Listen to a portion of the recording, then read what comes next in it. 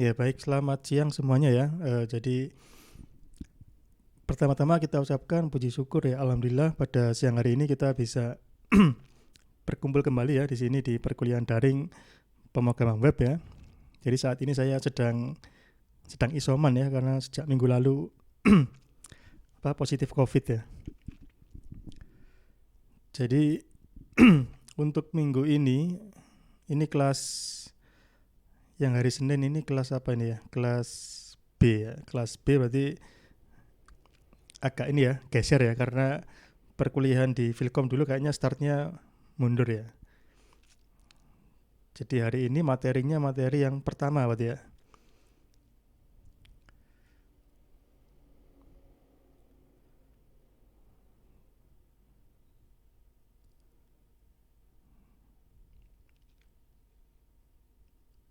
Arsitektur web ya.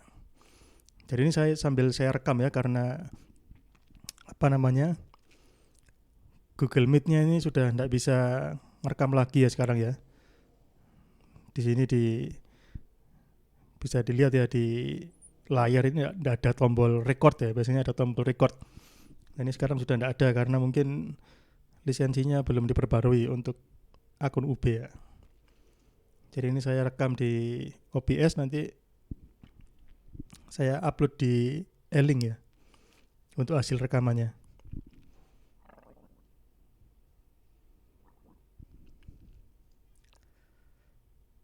Ya baik, jadi pada pertemuan ini kita akan membahas tentang arsitektur web ya. Jadi pada perkuliahan ini saudara nanti setelah menyelesaikan pertemuan ini harapannya adalah yang pertama yaitu mampu menjelaskan secara umum bagaimana proses halaman web dapat ditampilkan ya.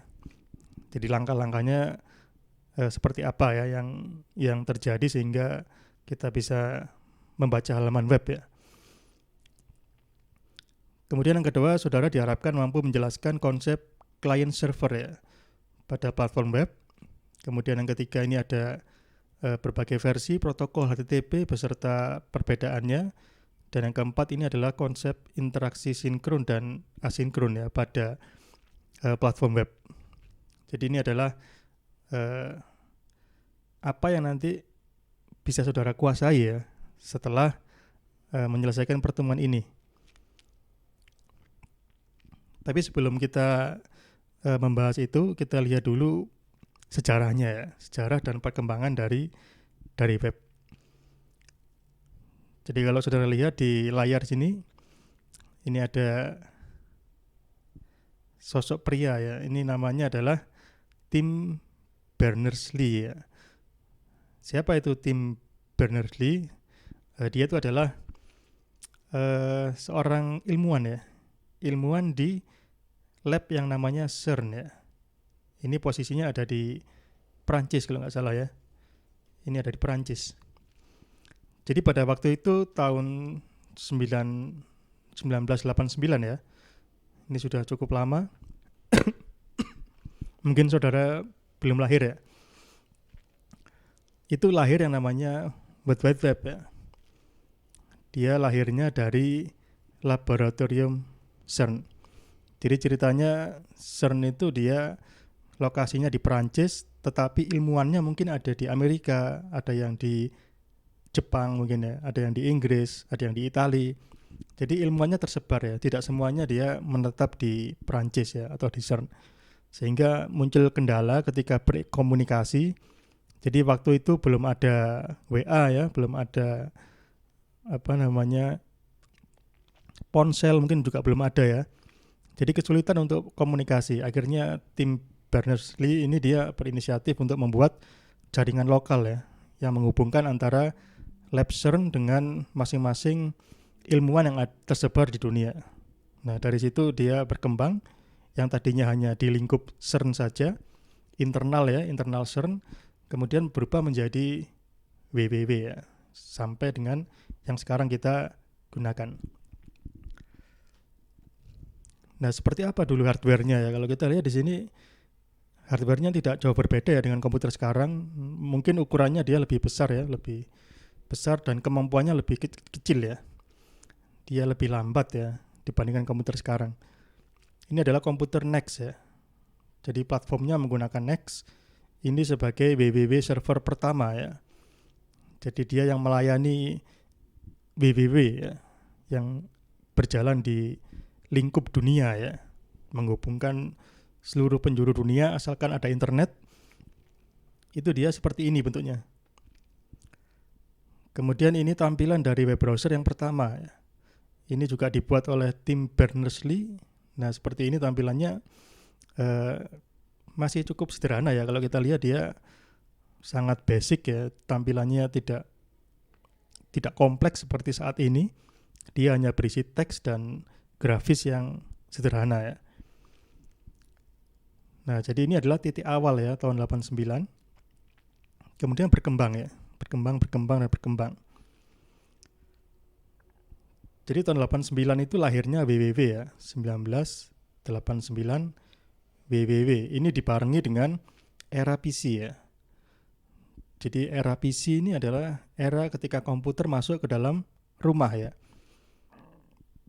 Jadi yang tadinya komputer itu hanya ada di di kantor ya atau di lab ya. Tiba-tiba dia muncul di toko dan bisa dibeli, dimiliki secara pribadi ya. Ini era PC. Tahun 80-90-an. Nah, tahun 89 lahirlah WWW. Ini maaf ya sambil batuk-batuk.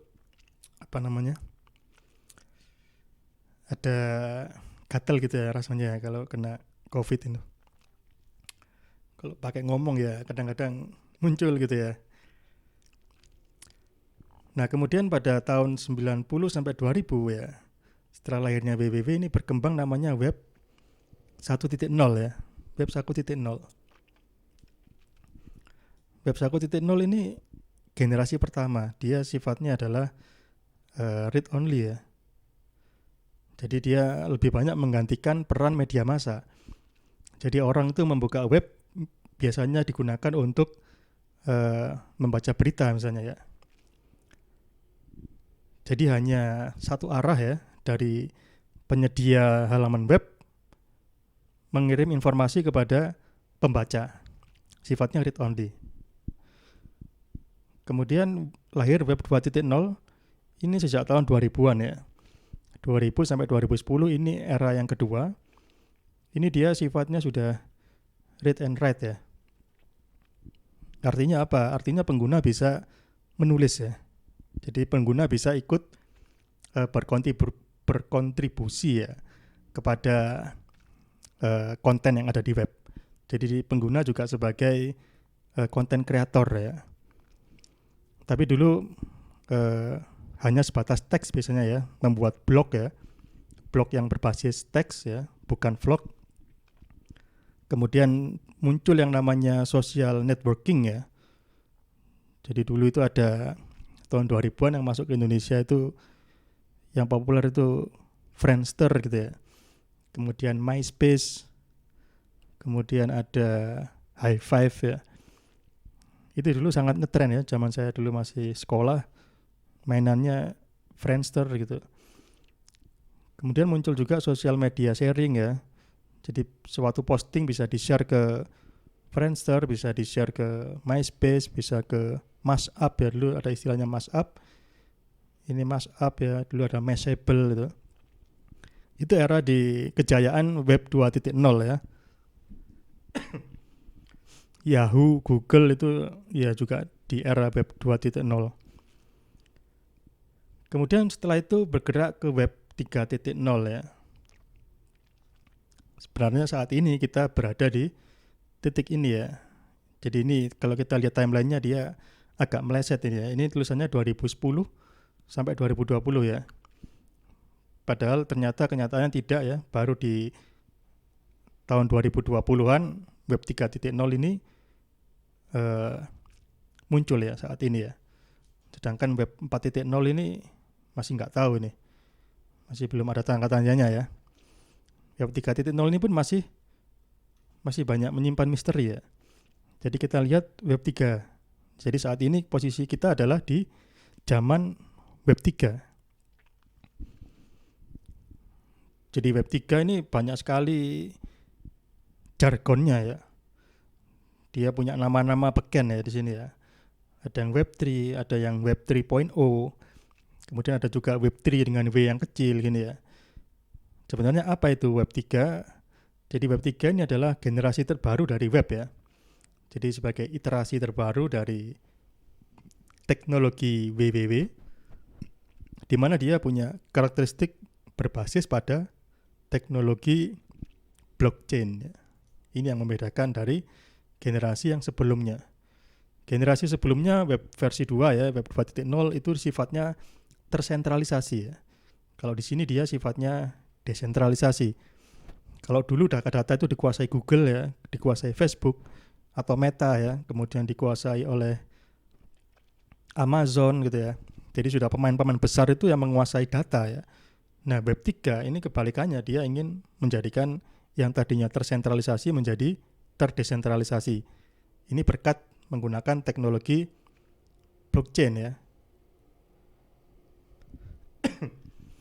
Kemudian yang kedua, penggunaan teknologi blockchain ini dia juga memungkinkan lahirnya ekonomi baru ya, yaitu ekonomi yang berbasis token. Jadi sekarang eranya ini baru akan dimulai ya, baru akan masuk ke mainstream. Jadi buku-buku tentang Web 3 ini sudah banyak ya. Ini contohnya ini ya, token ekonomi. Kemudian ada juga buku namanya Metaverse Investing ya. Ada NFT di situ ya, Web 3.0, Virtual Land dan yang lain-lain ya. Dan semua itu rata-rata istilah yang bersifat masih marketing ya. Jadi Web 3 ini masih belum jelas ya, saat ini masih belum jelas seperti apa. Sehingga muncul banyak kritik-kritik ya. Jadi kritik-kritik tentang Web 3. Nah, salah satu kritik yang terkenal ini dari Elon Musk ya. Mungkin saudara semua sudah tidak asing lagi ya dengan sosok ini. Jadi bagaimana pendapat dari Elon Musk? Dia mengatakan bahwa Web 3 ini masih belum nyata ya, masih belum ada, masih nggak tahu seperti apa aslinya dia ya. Dan istilah-istilah yang berseliweran di masyarakat saat ini itu tidak lebih adalah suatu marketing buzzword ya. Jadi marketing buzzword ini mungkin semacam istilah-istilah yang digunakan marketing ya. Istilah-istilah yang sifatnya bombastis ya. Kayaknya dia seperti luar biasa gitu ya. Tujuannya apa? Tujuannya untuk menarik minat masyarakat ya, supaya tertarik ya. Nah, sayang sekali kadang-kadang buzzword ini dia menjual ekspektasi yang terlalu tinggi ya.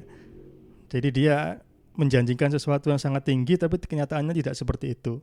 Atau bahkan mungkin ada suatu pihak ingin mengambil keuntungan dengan cara merugikan pihak lain. Nah, itu mungkin hal-hal itu yang mungkin akan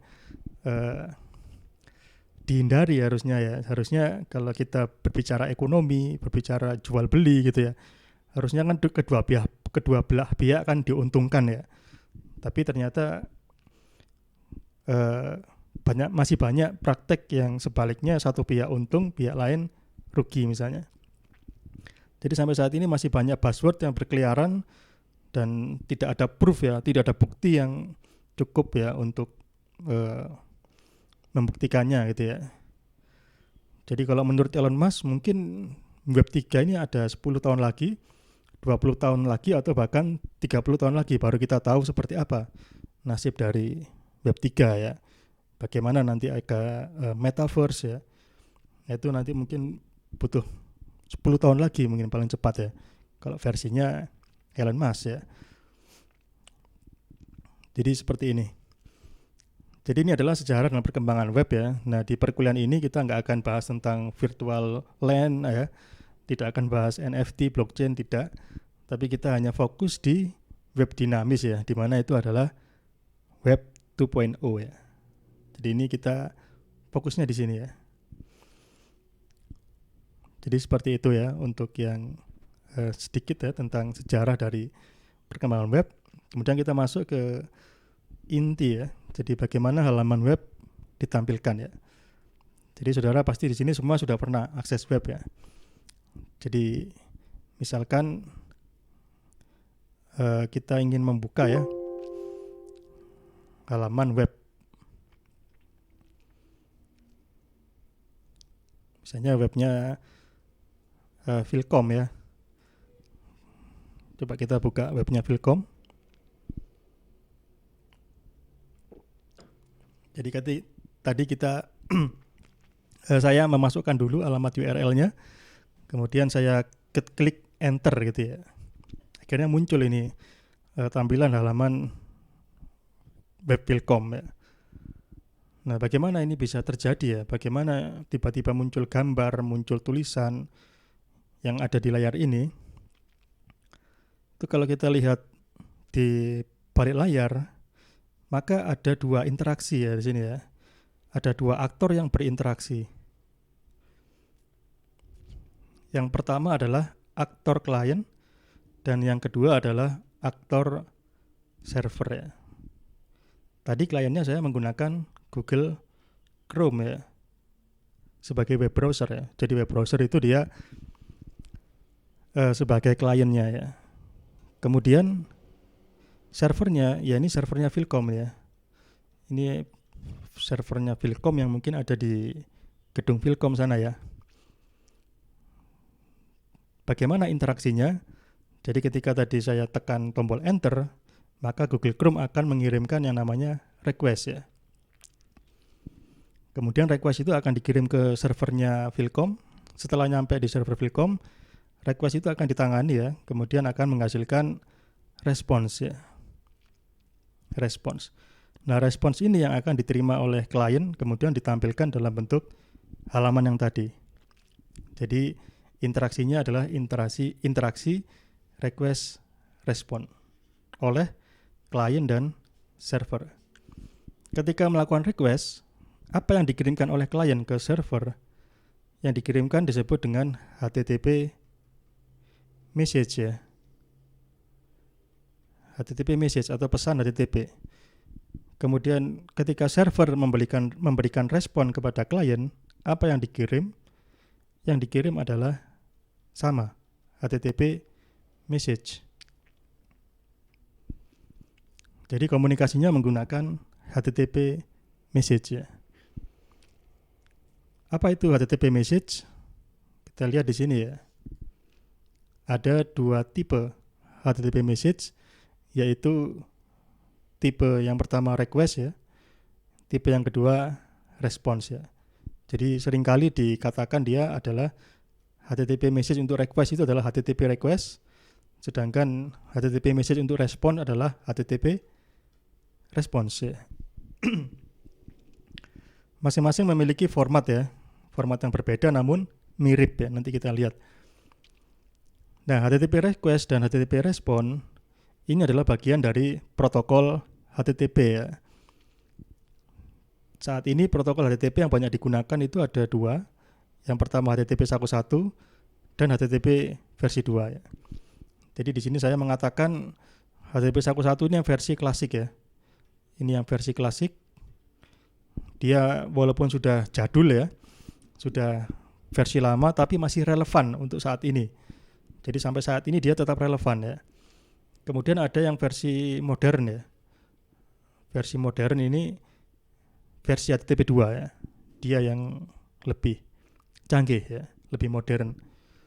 Tapi keduanya masih berjalan ya. HTTP 1 masih dipakai, HTTP 2 juga dipakai juga. Nah, sekarang kita lihat ada dua protokol ya. Kenapa kok bisa terbagi menjadi dua? Kenapa tidak hanya satu saja gitu kan ya? Karena masing-masing memiliki kelebihan dan kekurangan ya. HTTP 1.1 ini yang klasik ya. Ini sifatnya human readable ya. Artinya HTTP message-nya ketika klien mengirim ke server dan server mengirim ke klien itu berupa plain text ya. Bentuknya adalah plain text. Bisa dibaca oleh manusia ya. Jadi kalau ada dokumen HTML ya bentuknya teks HTML itu ya. Berbeda dengan HTTP 2. HTTP2 bentuknya adalah biner ya. Kalau biner tidak bisa dibaca oleh manusia. Kalau kita baca ya bentuknya seperti karakter acak gitu ya. Sulit kita terjemahkan ya. Nah, mengapa kok menggunakan binary ya? Alasannya adalah kalau menggunakan binary structure, dia bisa dimasukkan ke dalam yang namanya frame ya. Dengan menggunakan frame, maka bisa dilakukan optimization ya, pengoptimalan ya. Seperti apa? Bisa melalui compression, bisa juga dengan teknik yang namanya multiplexing. Kalau compression itu berarti ya seperti kita membuat file zip ya. Jadi pertama dikompres, ukurannya jadi kecil, ketika mau dipakai diekstrak ya, jadi besar lagi ya. Sehingga ketika dikirim datanya, saat dikirim dia posisinya dikompres ya. Ketika dikirim ukurannya kecil, ketika sampai di tujuan, ukurannya akan dikembalikan ke versi yang aslinya. Jadi lebih hemat di pengirimannya ya. Kemudian ini yang kedua, multiplexing, nanti kita bahas tersendiri. Jadi seperti itu ya. Klien mengirim HTTP message, server juga mengirim HTTP message ya. Klien mengirim HTTP request, server mengirim HTTP respon ya. Ini adalah formatnya ya. HTTP request seperti ini, HTTP respon yang seperti ini. Tadi dikatakan formatnya beda ya, tapi bedanya tipis ya. Saudara bisa lihat di sini. Dia sama-sama ya, hampir sama ya.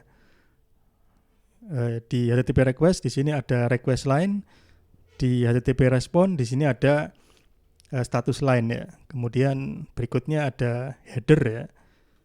Ini juga ada header. Kemudian di request line ada blank line, kemudian HTTP respon juga ada blank line.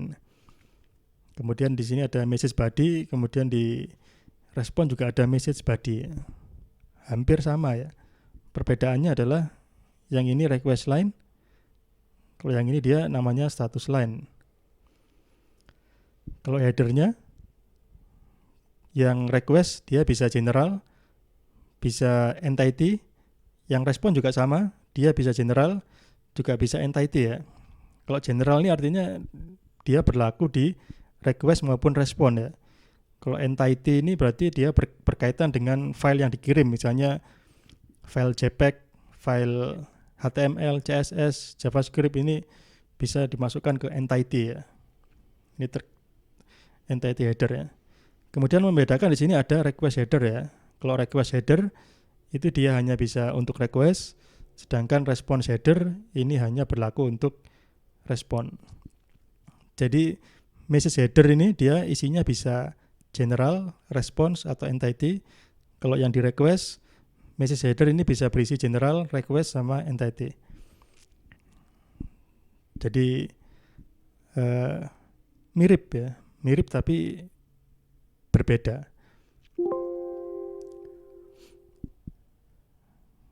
Jadi itu intinya ya. Jadi kita kembali lagi coba lihat di sini ya. Tadi kita sudah membuka halaman Filcom ya.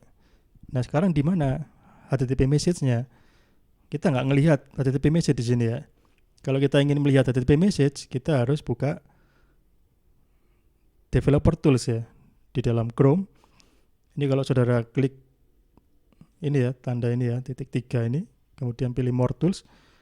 Nah di sini ada pilihan Developer Tools ya, atau tombolnya Ctrl Shift I ya. Ini kalau diklik, nanti dia akan muncul ya, ini Developer Tools ya.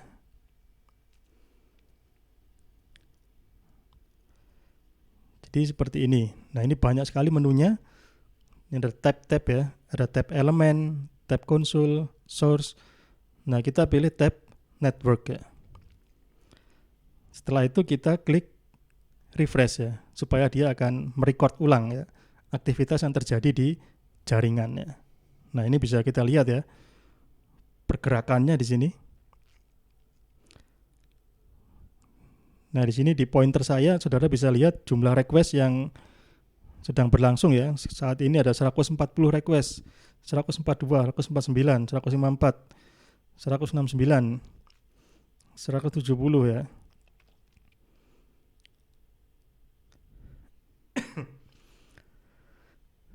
Ada 180.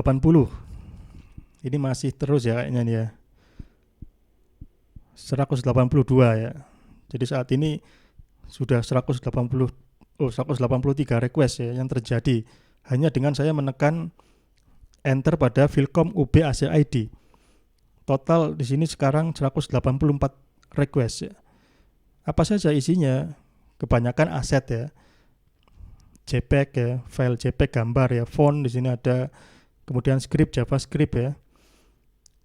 Nah, di mana dokumen HTML-nya? Biasanya dokumen HTML itu ada di paling atas ya. Ini yang atas sendiri, gambarnya dokumen biru ini ya. Nah, ini tipenya dokumen dia. Nah, ini kalau kita klik, nah nanti di sini ada muncul header ya. Nah, di sini ada general header, ini dia berlaku untuk semuanya ya. Kemudian ada response header. Kemudian ada request header ya. Jadi kita lihat dari request header-nya dulu ya. Ini bisa kita ubah menjadi view source versi mentahnya ya. Nah, kalau sudah seperti ini, kita bisa lihat di sini ada get garis miring HTTP 11 ya. Ini adalah request line ya. Ini adalah request line yang di sini. Yang ini baris pertama ini adalah request line. Jadi dia melakukan request dengan metode get, kemudian path-nya garis miring ini ya, kemudian versi protokolnya dia mintanya HTTP 11. Jadi klien ketika tadi merequest ke server, dia bilang saya minta HTTP 11 ya. Kemudian hostnya Philcom UBAC ID connection. Nah, ini host connection dan seterusnya. Ini adalah header ya. Ini adalah header dari HTTP message ya.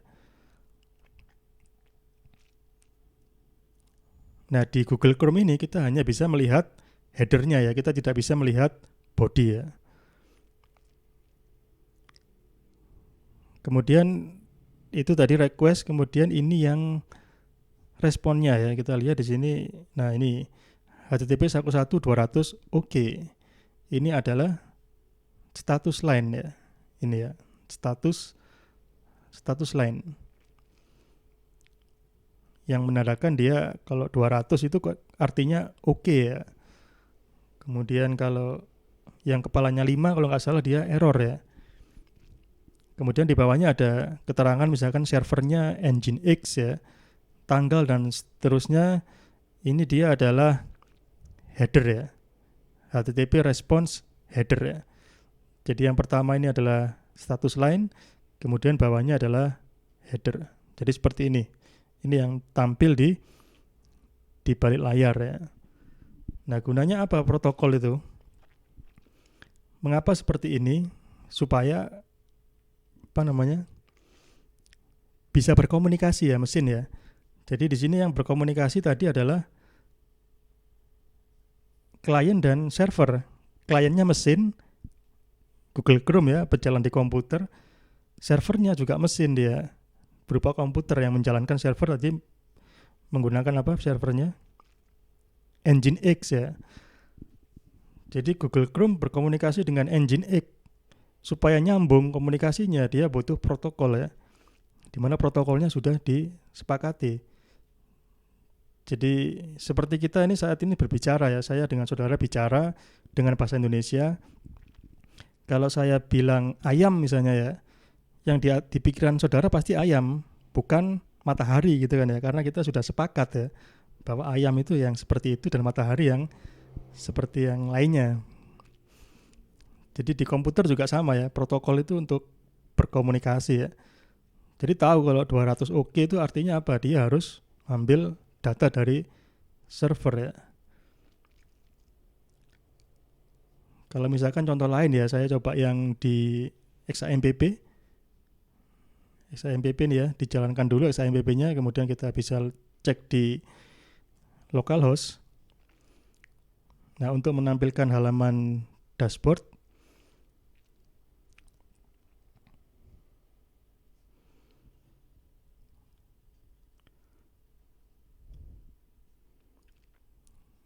nah kita lihat di sini ya dashboard ya. Nah, di sini dia beda ya. 304 dia statusnya ya. Kalau yang di Philcom 200. Yang ini 304. Browser harus tahu dia ya. 304, kalau server ngasih kode 304 artinya dia harus apa? Kalau 304 itu kita lihat misalnya ya. HTTP status 304 ini ya. HTTP status 304 artinya not modified ya. Tidak dimodifikasi. Artinya apa tadi? Ketika saya melakukan request ke Apache ya di XAMPP, server bilang ke klien, resource-nya masih tetap ya, tidak berubah. Artinya apa? Kamu, klien, bisa pakai HTML yang ada di temporary file ya, atau di cache ya. Jadi ini ketika 304 yang dikirim hanya header-nya. Dia nggak ngirim body ya. Kalau 200 yang dikirim itu semua header dan body. Jadi lebih berat yang 200 ini karena dia ngirim semua. Walaupun klien itu dia mungkin sudah punya ya. Jadi misalkan halaman Philcom ini saya refresh, maka dia akan download ulang semuanya dia ya. Dia download ulang semuanya. Padahal kalau kita perhatikan ya webnya Philcom misalnya, yang namanya logo ya, Fakultas Ilmu Komputer, kemudian menu-menu ini ya, menu-menu yang drop down ini, itu kan dia cenderung statis ya. Ini e-link, panopto itu statis ya, informasi ini semuanya statis ini ya. Mahasiswa sampai dengan mitra ini semuanya statis. Nah baru yang pengumuman ini mungkin akan dinamis dia ya. Pengumuman dinamis. Lowongan dinamis, informasi ini dinamis. Kemudian kalau ke bawah lagi, program studi cenderung statis ya. Sambutan dekan cenderung statis. Ini juga cenderung statis ini ya. Profil cenderung statis dan yang bawah ini footernya juga cenderung statis ya. Nah bagian-bagian statis itu seharusnya kan bisa dioptimalkan kan ya. Jadi nggak usah di download lagi dari server, tapi server cuma bilang kalau memang belum berubah, silakan pakai file sementara yang tersimpan di lokal, misalnya seperti itu yang 304 ya. Tapi ternyata tidak ya, di websitenya Philcom itu tidak seperti itu. Semuanya dipukul rata 200. Nah di sini mungkin ada yang tahu ya, mungkin apa kira-kira kenapa developernya webnya Philcom ya itu kok tidak membuat website yang optimize ya, tapi website yang seperti ini yang boros resource mungkin ya. Mungkin ada yang bisa berpendapat kenapa kok dia tidak banyak yang 304, mungkin apalagi JavaScript ini ya gitu-gitu aja dia, cenderung statis ya. Tapi kalau kita di sini loh 200 semua ya. Resource-nya ini download semua dia, berapa mega nih ya. Walaupun tadi barusan kita buka ternyata dia download lagi. Mungkin saudara ada yang ingin berpendapat ya. Mengapa seperti itu? Silakan.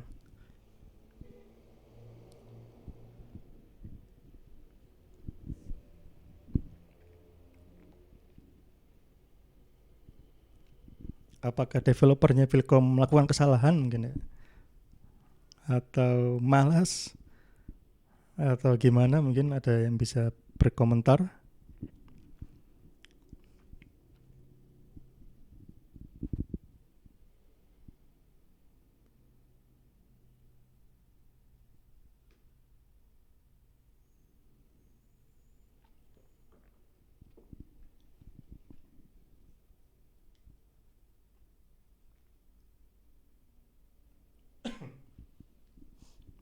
Silakan bila ingin berkomentar ya.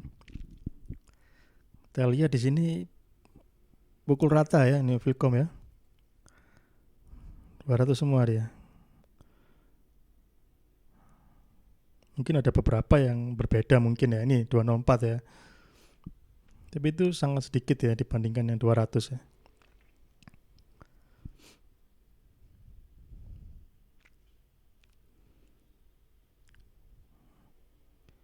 Di komputer saya butuh waktu 1,9 menit. 2,3 menit ya untuk bikin buka Vilcom ini ya. Jadi termasuk berat ya.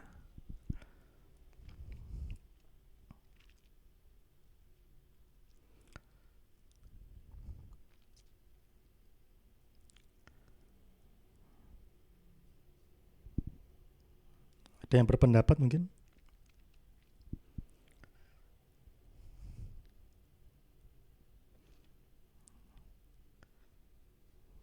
Saya juga sama ya, saya juga enggak tahu ya alasannya apa. Kenapa mereka developernya Vilcom itu seperti ini ya. Karena saya juga enggak ikut, bukan termasuk di dalam tim pengembang. Tapi mungkin hanya dugaan saja ya. Jadi menggunakan prinsip engineering ya. Kalau kita bicara engineering kan salah satunya ada faktor ekonomi ya. Kalau kita membuat website yang teroptimalisasi, tentu butuh waktu yang lebih lama ya. Kita membuat logik yang lebih kompleks ya. Kita harus ngecek dulu apakah ada caching atau tidak gitu ya. Nah, proses pengecekan itu butuh tambahan waktu bagi developer untuk mengembangkan sistem yang optimal. Waktu yang tambahan waktu itu sama dengan tambahan biaya ya. Biayanya menambah, tapi mungkin dampaknya tidak terlalu signifikan mungkin ya. Karena kita tahu sekarang jaringan internet sudah kencang ya. Kemudian ketika kita coba refresh tadi juga ya masih wajar ya, apa namanya, waktu loadnya juga nggak terlalu lama-lama banget gitu kan ya. Jadi masih dalam toleransi ya, dari user experience juga masih dalam toleransi yang wajar ya. Jadi daripada harus repot-repot mengoptimalkan internalnya dengan caching ya, lebih baik ya dibiarkan saja ya. Biayanya lebih rendah, pemeliharaannya lebih mudah, dan juga masih tetap bisa melayani klien ya. Jadi mungkin itu ya. Jadi sekarang itu sudah berbeda lagi ya. Karena teknologinya semakin canggih, kita codingnya bukan lagi terkait dengan optimalisasi ya. Kalau zaman dulu hardware-nya masih terbatas, ya kita harus melakukan optimalisasi, tapi sekarang sudah berkurang itu ya optimalisasi itu.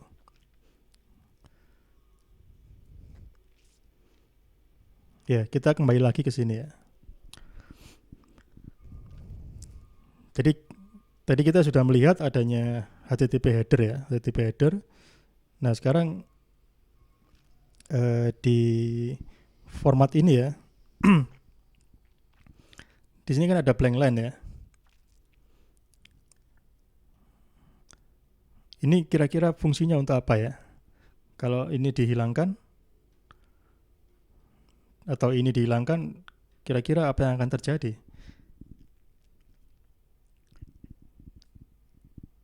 Mungkin ada yang bisa berpendapat ya.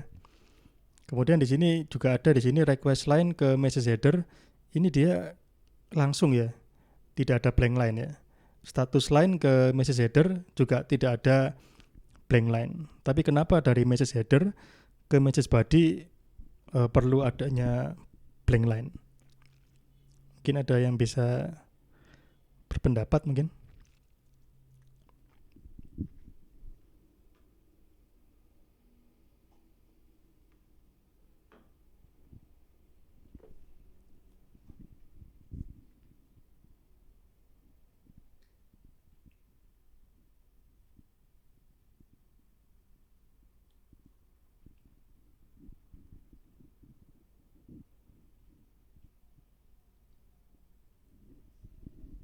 Jadi seandainya ini tidak ada ya, hilang ini juga hilang.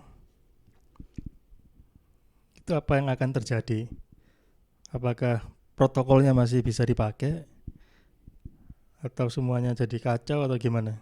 Ini kan yang desain para engineer-nya dari HTTP itu yang bikin HTTP.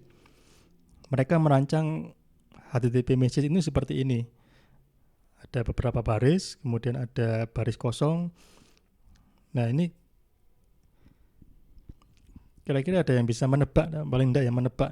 Ini tujuannya apa ini baris kosong ini? Pasti dia ada tujuannya ya. Kalau dihilangkan harusnya akan terjadi masalah gitu ya. Atau kenapa di sini? Mungkin Silakan.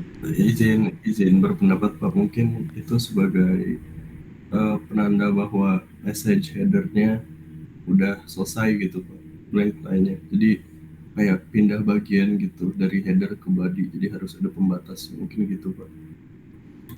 Kalau dihilangkan yang terjadi gimana Mas?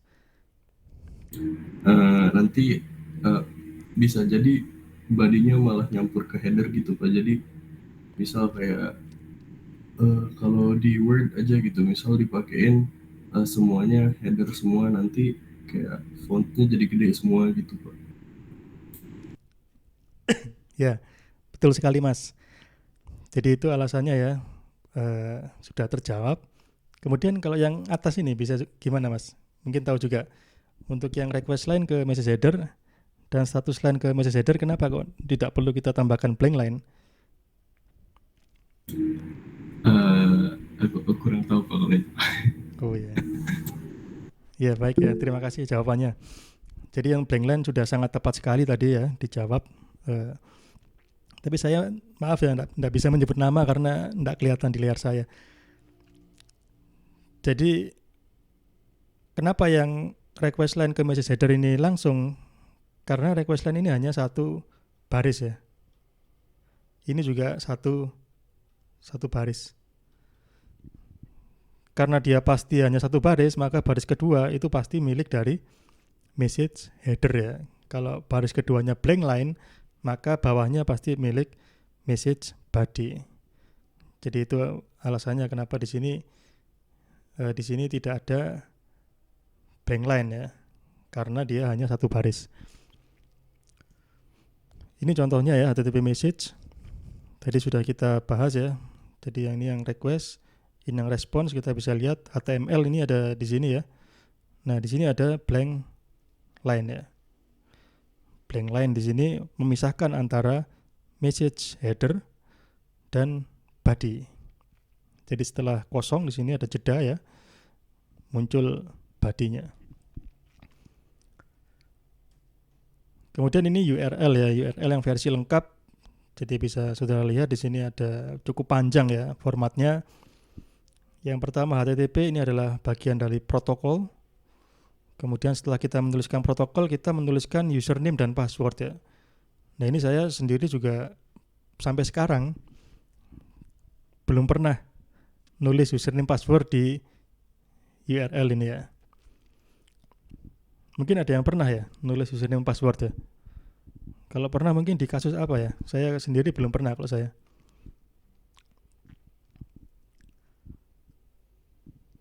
Kemudian setelah username dan password, menulis host ya. Host. Kemudian port. Nah ini kita juga jarang menulis ya. Kenapa kita jarang menulis? Karena rata-rata sudah default ya. Kalau 80 itu artinya HTTP ya. Kalau 443 kalau nggak salah, 443 itu HTTPS ya. Jadi kalau servernya konfigurasinya sudah seperti ini, 80 untuk HTTP dan 443 untuk HTTPS, kita nggak usah nulis di sini ya. Kecuali kalau kita kalau servernya menggunakan port lain, misalnya port 90 ya, maka kita harus tuliskan HTTP ini terus titik 2 portnya 90, itu harus ditulis ya. Kalau nggak ditulis berarti dia otomatis ke port defaultnya. Kemudian berikutnya ada garis miring, ini adalah path ya. Kemudian garis miring lagi yang terakhir paling ujung, di sini disebut dengan file. Kemudian ada tanda tanya di sini. Tanda tanya, kemudian ada nama dan nilai ya. Ini disebut dengan query. Jadi ini ada nama variabelnya apa, ses, nilainya 1. Kalau lebih dari satu variabel bisa dikasih tanda dan ya. Misalnya dan status sama dengan 3 misalnya seperti ini. Kalau ada lagi bisa dan lagi dan seterusnya gitu ya. Ini adalah query. Kemudian berikutnya ada tanda pagar ya. Tanda pagar itu menandakan fragment atau di sini adalah application area. Ini versi lengkap dari URL ya. Unified Resource Locator. Kemudian kita lihat perbandingan dari protokol HTTP sekarang ya. HTTP tadi ada versi 1 dan versi 2. Perbedaannya adalah versi 2 itu lebih kencang ya. Dan dia tidak bisa dibaca oleh manusia karena dia menggunakan biner ya. Nah, ini di sini adalah ilustrasi dari teknik yang namanya multiplexing ya. Dengan multiplexing maka HTTP 2 ini bisa cepat sekali dia ya. Performanya jadi lebih cepat daripada HTTP 1.1. Jadi multiplexing seperti apa? Kita lihat di sini. Di sini kita ingin mendownload 3 aset ya. jQuery.js, example.css, dan image.png. Ada 3 aset. Kalau kita menggunakan HTTP 1.1, untuk download 3 aset itu butuh 3 TCP connection ya. Kalau HTTP 2, maka dengan teknik multiplexing ya, maka bisa dilihat di sini TCP connection-nya hanya 1 ya. Dan dia dikirim dalam bentuk frame ya, kalau HTTP 2. Jauh lebih efisien ya. Tidak buka tutup koneksi TCP ya. Jadi ini disebut dengan teknik multiplexing ya. 3 aset di sini dijadikan 1 ya. Kalau yang tradisional, yang klasik, 3 aset, 3 koneksi. Jadi ini adalah HTTP multiplexing. Kemudian ada lagi perbedaan antara HTTP 1 dan 2 dari interaksinya ya. Ini yang pertama ini saya sebut dengan interaksi yang klasik ya. Interaksi klasik ini berlaku untuk HTTP 1 dan HTTP 2 ya. Kemudian pipelining ini juga berlaku untuk HTTP 1 dan HTTP 2. 1.1 dan HTTP 2 ya. Kemudian yang paling kanan ini namanya multiplexing with SPDY atau SPIDY ya. Nah, ini dia hanya bisa didukung oleh HTTP 2 saja ya. Apa maksudnya ini ya? Ada 3 macam interaksi. Di sini interaksinya ada 3 request dan 3 respon ya. 3 request, 3 respon. Berjalan pada jaringan yang sama ya. Tapi dari 3 macam interaksi ini, yang klasik, pipelining, dan SPIDY, yang beda adalah waktunya. Ini sumbu waktu. Kita lihat yang paling lambat, yang klasik ya, dia di sini. Kalau kita tarik garis, maka yang klasik mungkin yang paling lambat ya. Kemudian berikutnya yang lebih cepat adalah pipelining ya. Dia ada di atasnya sini. Kemudian yang paling cepat itu ya SPIDY.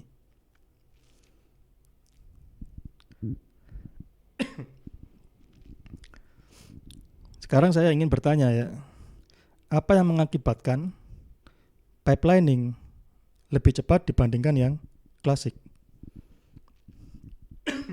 Silakan, mungkin ada yang berpendapat. Dari interaksi panah-panahnya itu ya, nanti kan terlihat, saudara bisa mendeteksi, oh ternyata pipelining ini dia tidak perlu begini dia, sehingga dia bisa lebih cepat ya.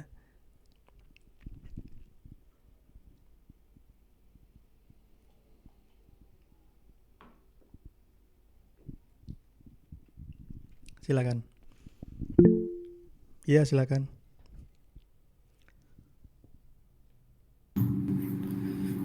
Tes, ya. Ya. Jadi kalau misalkan yang klasik, dia itu kan dari klien ke server dia mengirim dulu sekali, habis itu server membalas sekali, habis itu setelah server ngebalas baru dia ngirim. Tapi kalau misalkan yang pipelining, si klien ini ngirim, nah servernya habis itu servernya membalas, tapi ketika server membalas si klien langsung ngirim lagi, jadi semacam ada apa ya, paralel gitu. Iya. Jadi kalau diringkas, apa yang menyebabkan dia lebih cepat? Dia pada pipelining dia tidak harus apa? Pada pipelining dia tidak perlu menunggu server untuk selesai merespon gitu. Iya. Jadi yang dihilangkan adalah waktu tunggu ya. Waktu tunggu. Atau dia sifatnya adalah non blocking di sini ya.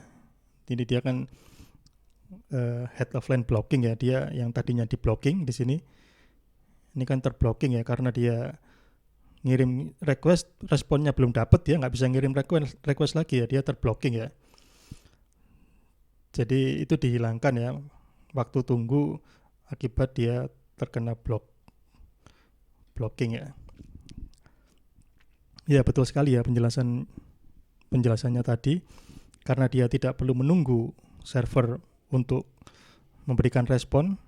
Jadi kalau kita lihat di sini respon dari request 1 kan ini ya. Ini request 1. Nah, responnya nyampainya di sini waktunya. Request 2 dikirim sebelum respon 1. Request 3 juga dikirim sebelum respon 1. Jadi dia tidak menunggu ya. Selagi menunggu dia melakukan request yang lain ya. Jadi dia dengan cara menghilangkan waktu tunggu ya, atau blockingnya ya. Itu yang dilakukan oleh pipelining. Nah sekarang berikutnya yang Spidey ya. Apa yang dia lakukan sehingga dia bisa lebih cepat daripada yang pipelining.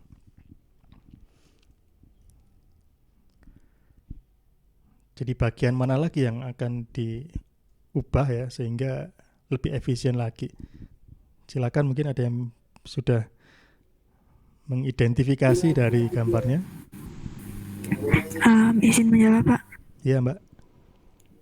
Ya jadi kalau yang di SPDY itu klien tidak usah menunggu requestnya untuk sampai di server, tapi langsung mengirim request berikutnya. Kalau di pipelining kan dia masih menunggu sampai di server terlebih dahulu, baru mengirimkan request yang selanjutnya. Iya. Jadi kalau kita tarik garis di sini, requestnya belum nyampe dia sudah kirim gini ya. Kemudian ini juga sama dia. Ya. Sehingga dia latensinya ya, ini latensinya lebih kecil ya. Jadi dengan multiplexing jadi satu request sih ya. Dia bisa lebih singkat dibandingkan yang model pipelining. Itu salah satu penyebab ya. Kalau kita lihat dia di sini memang lebih rapat ya jaraknya ini. Request 1 ke 2 ya. Waktu tunggunya lebih singkat dibandingkan dengan ini. Tapi dia secara sifat sama ya. Menghilangkan waktu tunggu ya. Hanya saja dia latensinya mungkin di sini lebih kecil dibandingkan yang di pipelining. Ada satu lagi Mbak, mungkin Mbak. Faktor lagi yang mungkin lebih, yang juga mencolok berbeda antara Spidey dengan pipelining. Itu di bagian mananya? Mungkin bagian dari balasan servernya. Kalau yang di Spidey itu request yang pertama dibalas di akhir sebagai penutup setelah menjawab request yang lainnya. Iya. Terus apa yang bisa disimpulkan Mbak?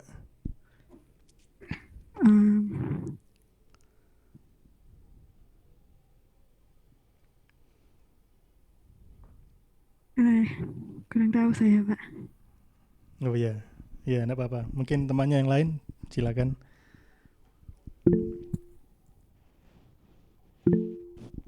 Tapi sudah betul lah di jawabannya. Responnya ini ya, berbeda dia. Nah perbedaannya di mana sekarang mungkin tinggal diungkapkan ya, apa? perbedaan respon pada SPID dengan yang pipelining itu di bagian apanya? Permisi Pak, izin berpendapat. Silakan Mas. Jadi menurut saya perbedaan pipelining dengan multiplexing ini, klien mengirimkan request itu semua request dikirimkan secara bersamaan Pak, secara berurutan Iya. maksudnya. Iya. Lalu waktu yang dibutuhkan nantinya tergantung dengan proses yang dibutuhkan untuk mendapatkan respons Pak. Perbedaannya dengan pipelining adalah pada pipelining ini ketika klien mengirimkan request, server dan server memberikan respons, baru klien bisa memberikan request selanjutnya Pak. Iya. Itu terkait dengan request ya?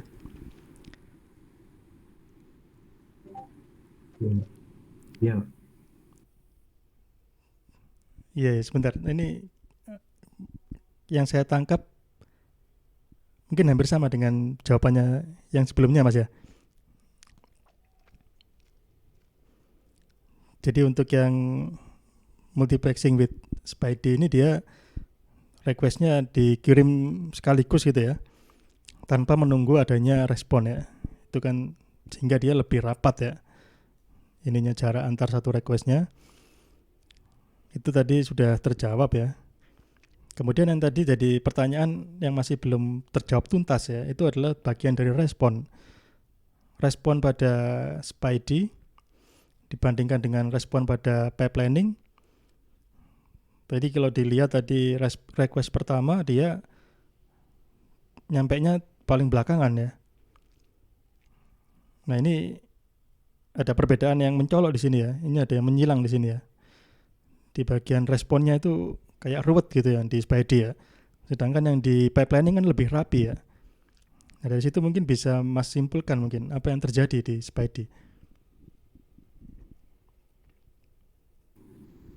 Menurut saya mungkin karena pada SPID dilakukan respons yang banyak pada saat bersamaan, jadi membuat respons yang pertama sampai lebih lama Pak.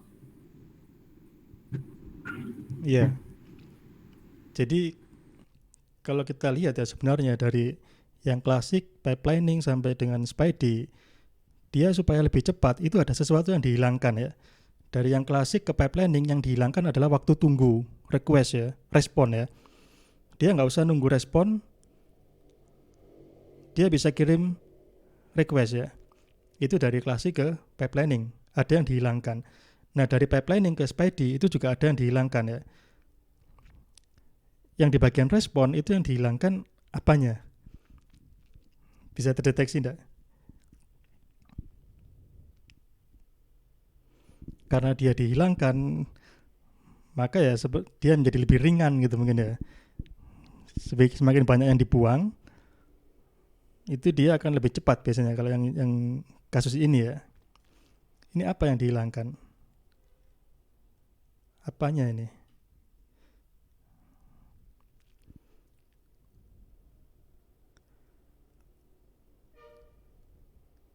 Jadi kalau kita lihat ya, ini saya kasih hint ya. Yang pipelining request 1, responnya di sini respon 1 ya. Ini responnya 2, ini responnya 3 ini ya. Kalau yang di SPID ini request 1, request 2, request 3. Respon 1 ada di sini ya. Respon 2 di sini. Respon 2 yang ini ya. Kemudian ini yang respon 3. Jadi seperti ini. Kalau dari situ mungkin bisa lebih terdeteksi ya, apa bedanya? Waktu datang ya Pak, waktu datang responsnya. Waktu datangnya iya berbeda. Terus apa lagi? Mungkin urutannya Pak. Iya, betul sekali ya, sudah terjawab ya. Jadi dia tanpa urutan ya. Jadi dalam SPID itu yang dihilangkan adalah urutan respon ya. Jadi request yang butuh waktu proses yang lama nggak harus ditunggu dia. Jadi dia server bisa memberikan respon terhadap request yang lebih ringan ya. Jadi tidak ada jaminan requestnya 123, responnya juga 123, tapi bisa jadi 231. Kemudian di lain waktu mungkin 321 atau 132 misalnya ya. Tergantung kondisi dari beban atau resource yang dibutuhkan ya. Jadi di sini tidak ada urutan ya. Tanpa urutan. Tanpa jaminan urutan ya. Jadi itu. Jadi dalam interaksi web ini dikenal dengan interaksi asinkron ya. Jadi kita tidak tahu urutannya. 1, 2, 3 ternyata munculnya 2, 3, 1 ya. Dicoba lagi 1, 2, 3 ternyata munculnya 2, 1, 3. Beda lagi. Nah ini nggak bisa kita prediksi. Jadi ini sifatnya dia asinkron ya. Kalau yang ini dia sifatnya sinkron ya. Ini sinkron, ini juga sinkron yang klasik ya. Karena ini pasti ini 1, 1, 2, 2, 3, 3. Jadi itu ya. Kalau asinkron itu dia non-blocking dan tanpa urutan. Jadi dia lebih cepat lagi ya. Nggak harus nunggu respon yang sebelumnya. Jadi respon 2 tidak harus menunggu respon 1. Lebih cepat lagi. Jadi ada yang dihilangkan ya. Kemudian ada lagi di sini ya sudut pandang yang berbeda. Ini terkait dengan teknik pengiriman data ya. Jadi yang ini HTTP 1.1 ini adalah mekanisme klasik. Kemudian di sini HTTP 2 yang tanpa push, berarti ada HTTP 2 yang dengan push ya. Kalau di sini push, ini push, maka di sini dia adalah pull ya. Yang klasik adalah pull. Jadi kenapa dikatakan pull ya interaksinya? Karena tadi kita tahu ya di sini ada klien, ada server ya. Jadi seperti memancing ya. Kita tarik ya. Pull itu artinya tarik. Kalau push itu artinya dorong ya. Jadi klien itu seperti memancing ya. Jadi dia melempar kail ya berupa request ya. Kemudian menarik respon. Ini interaksi pull. 1 kirim request, 2 tarik respon ya. Pull ya. Jadi seperti ini. Ini ada 3 request merah, request hijau, dan request biru ya. Ambil merah, dapat merah. Ambil hijau, dapat hijau. Ambil biru, dapat biru. Pull ya. Kemudian HTTP 2 di sini. Di sini dia bedanya dia non-blocking ya. Jadi di sini yang hijau dan yang biru bisa langsung sekaligus ya tanpa menunggu respon hijau ya. Jadi requestnya di sini bisa langsung sekaligus tanpa menunggu respon ya. Kalau yang ini dia harus menunggu respon dulu ya. Itu yang HTTP 2 dengan tanpa push. Kemudian yang ini HTTP 2 yang dengan push ya, ini yang paling beda lagi dia. Kita lihat di sini klien ngirim request ke server merah ya.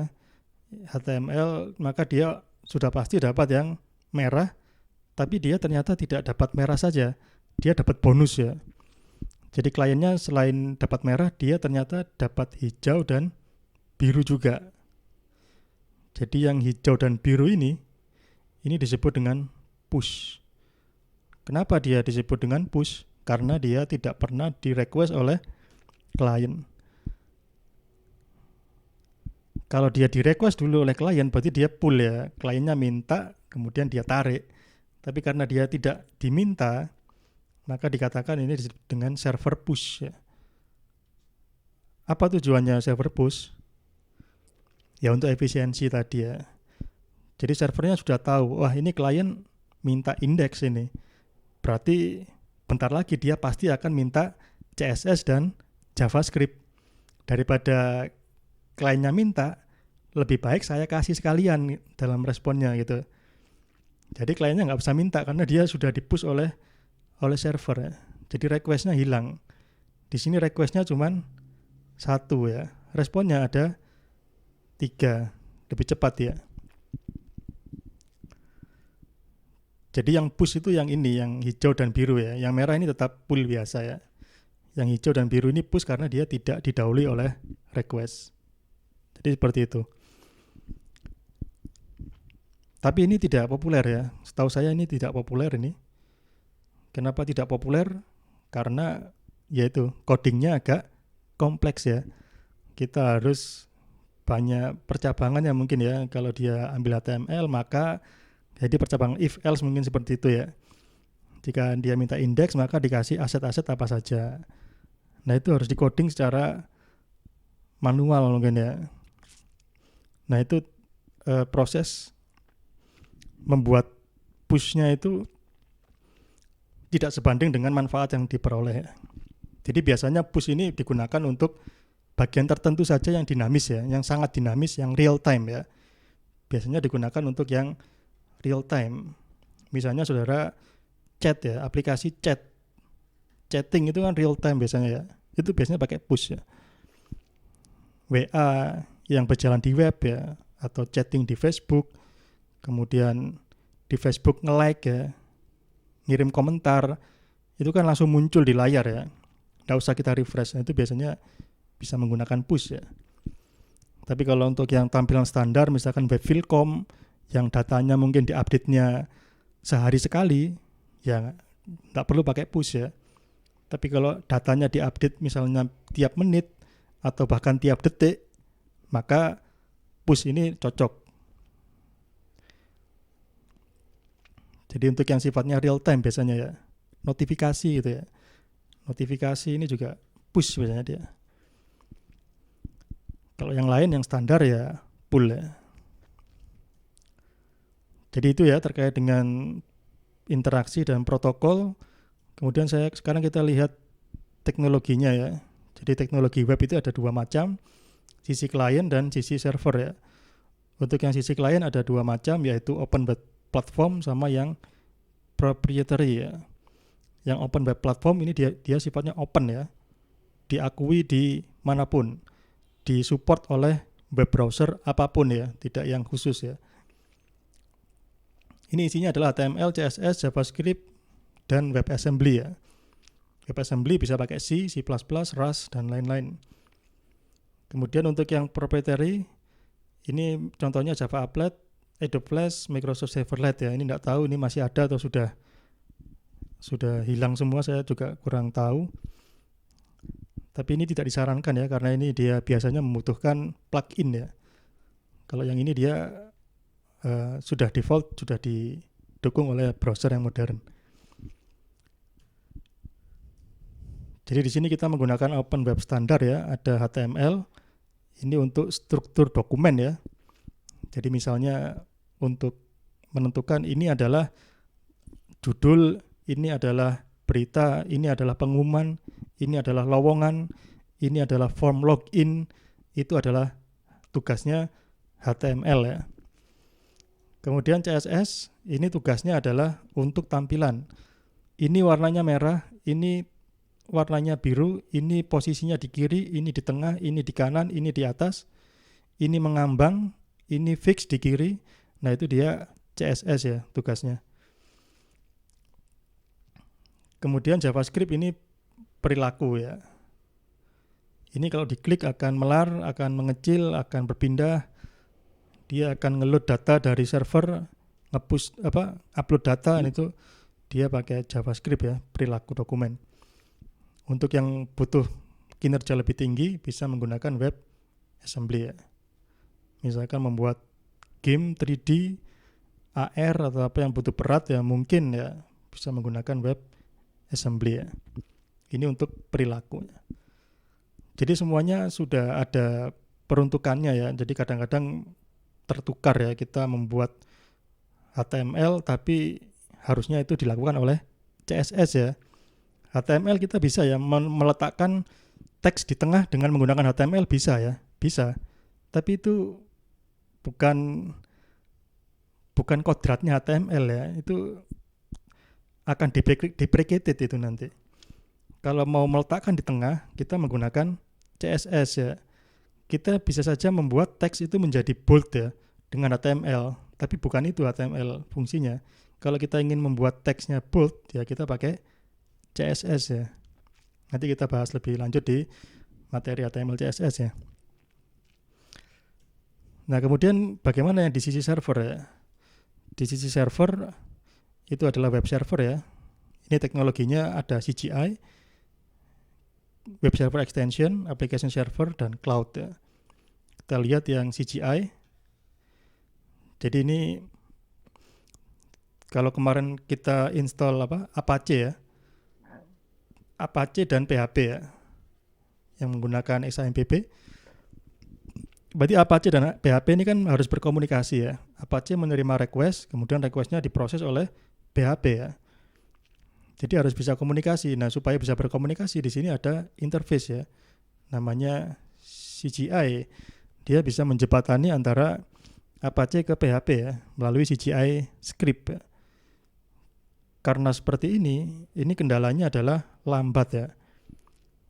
Jalannya jauh ya. Sebelum ke PHP dia harus dicegat dulu oleh CGI.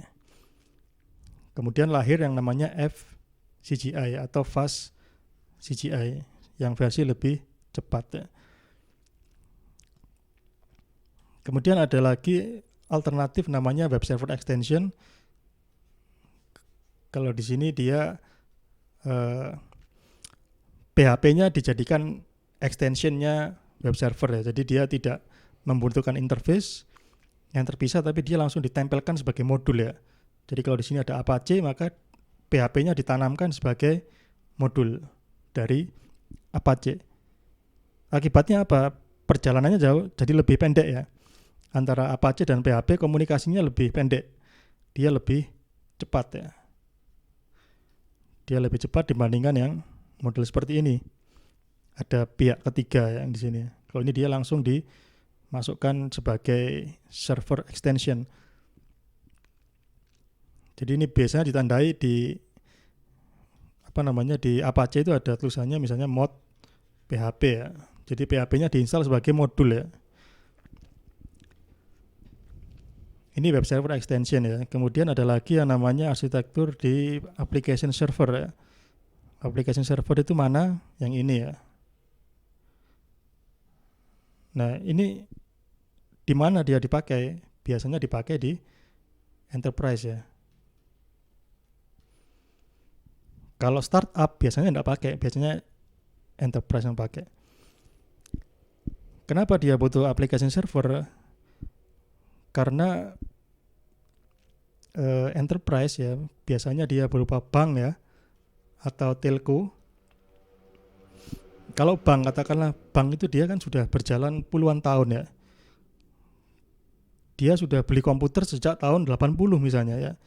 Misalnya tahun 1980 ya. 1980 ini kita ambil contoh, katakanlah ada bank namanya Bank BRI misalnya ya. Itu beli komputer namanya IBM AS400 yang dipakai untuk servernya BRI misalnya ya. Beli tahun 1980.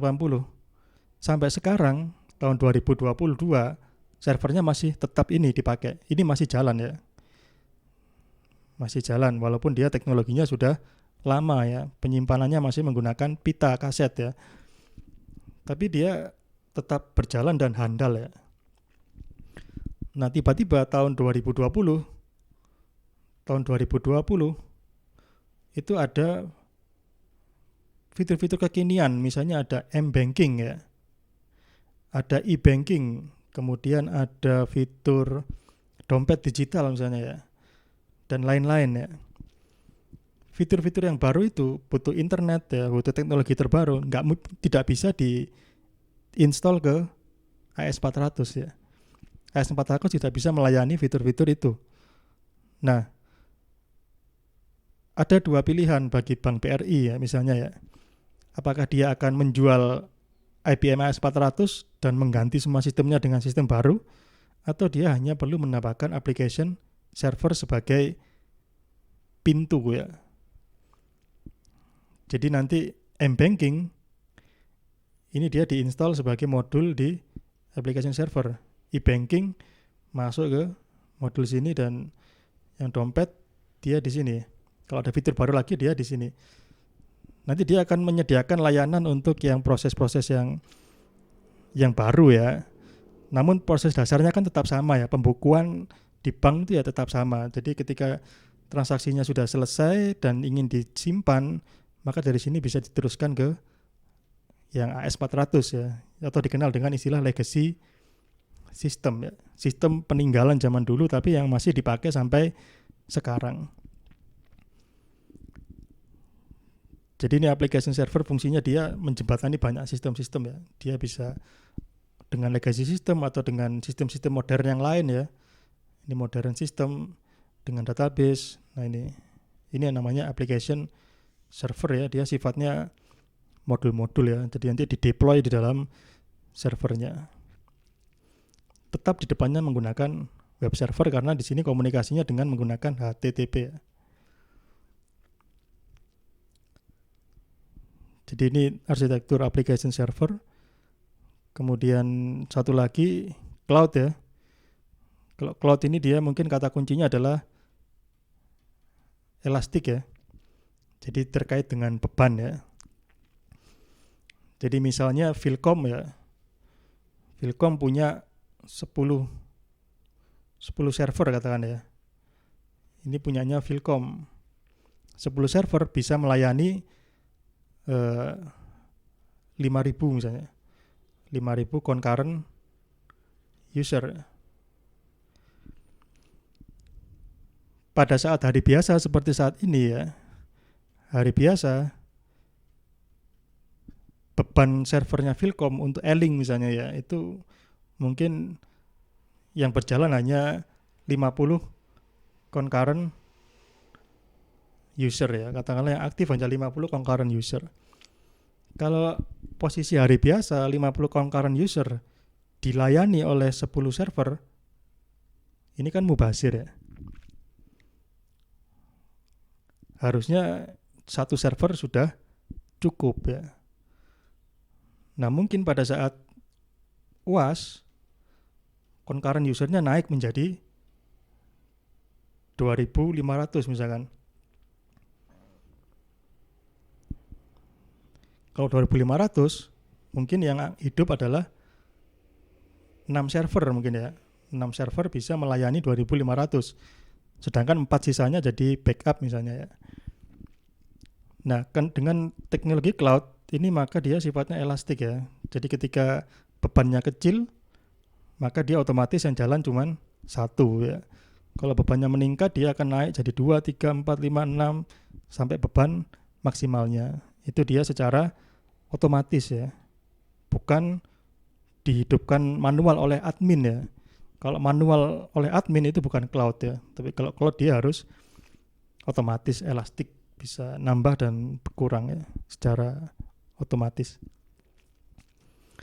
Ya, jadi mungkin itu ya untuk pengantar arsitektur tentang web. Jadi silakan saudara refleksi kembali ya. Bagaimana proses halaman web dapat ditampilkan. Kalau saudara masih ingat, bagus ya. Konsep client server pada platform web masih ingat, berarti bagus. Versi protokol HTTP beserta perbedaannya yang tadi ya kita diskusikan. Kemudian konsep sinkron dan asinkron tadi ya yang berkaitan dengan urutan ya. Kalau saudara masih ingat, berarti ya saudara sudah mencapai ya tujuan dari perkuliahan ini gitu. Ya mungkin itu. Silakan bila ada pertanyaan.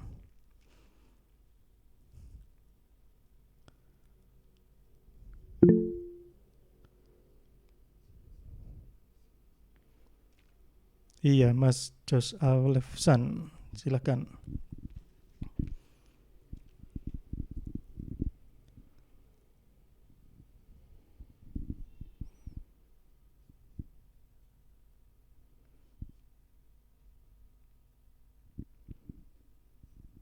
Iya, suaranya belum terdengar ya. Tes. Maksud saya. Ya jadi Pak, Iya. jadi kalau misalkan yang tadi yang tentang apa HTTP yang multiplexing yang speedy tadi itu, nah jadi kan dia itu kan asinkron.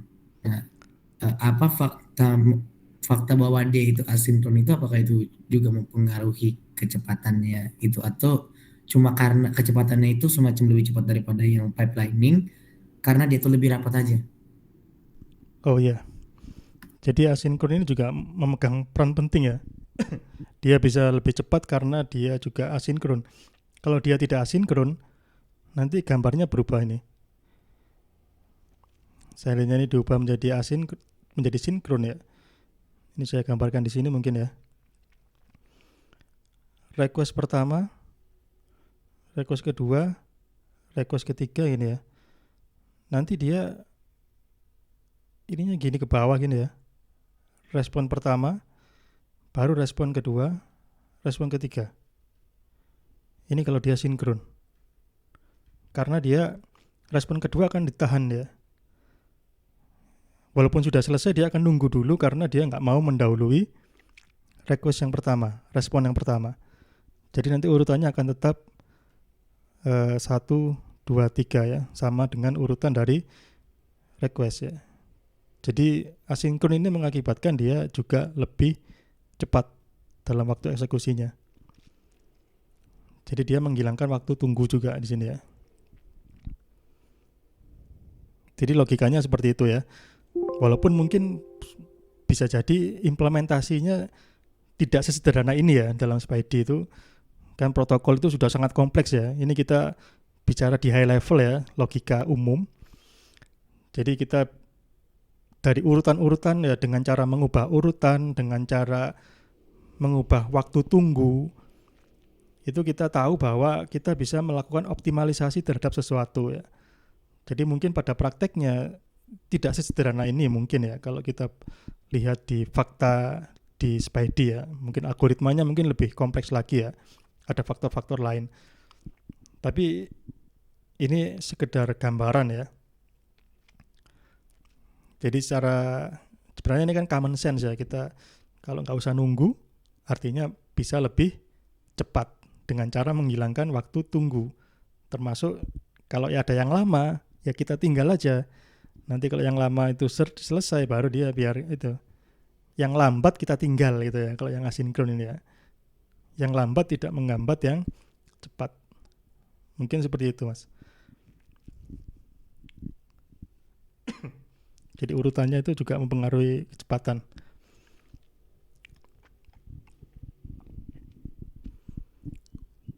Gitu Mas Jos Alefsan. Oke Pak, ya makasih jawabannya. Ya sama-sama. Yang lainnya mungkin apakah ada?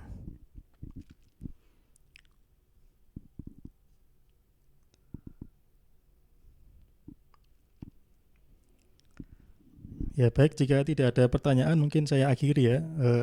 Sebelumnya mohon dinyalakan sebentar kameranya untuk saya ambil screenshot.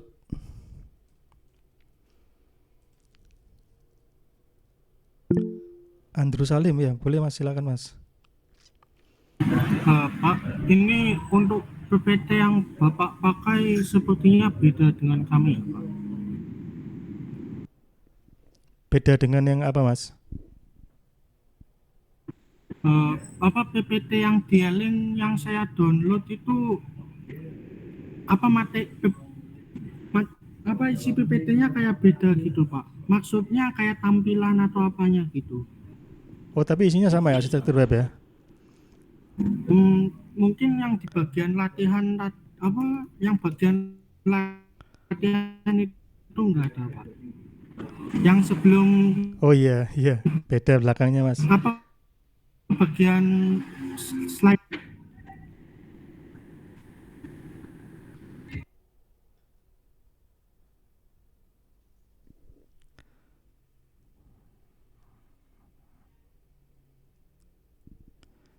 Yang model seperti ini mungkin ya Mas ya?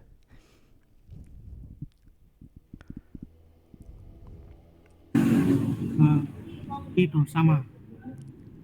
Ya mungkin belakangnya beda Mas memang Mas. Tapi enggak masalah ya, ini latihan kan Ini yang versi lama ini yang saya upload di link versi lama. Tapi intinya sama, tidak berbeda. Mungkin yang latihannya ini kan juga yang ini nggak ada, ini memang yang di slide yang di e-link belum ada. Ini sebenarnya dia hanya mengkonfirmasi yang ini ya, yang subcapaian pembelajaran ya, untuk ngecek ulang apakah tercapai atau tidak. Tapi yang lain-lainnya kurang lebih sama, 90% sama. Ya.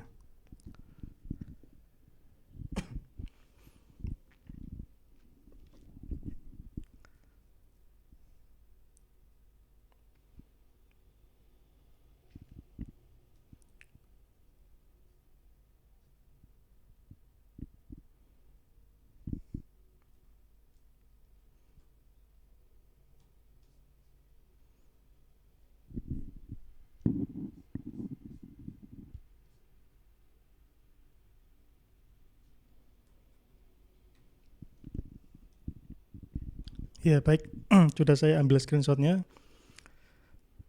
Jadi mungkin itu ya untuk hari ini. Saya akhiri perkuliahannya. Terima kasih atas kehadiran dan partisipasinya. Semoga kita semua diberi kesehatan. Selamat sore. Wassalamualaikum warahmatullahi wabarakatuh. Waalaikumsalam warahmatullahi wabarakatuh. Terima kasih Pak. Ya, sama-sama. Pak.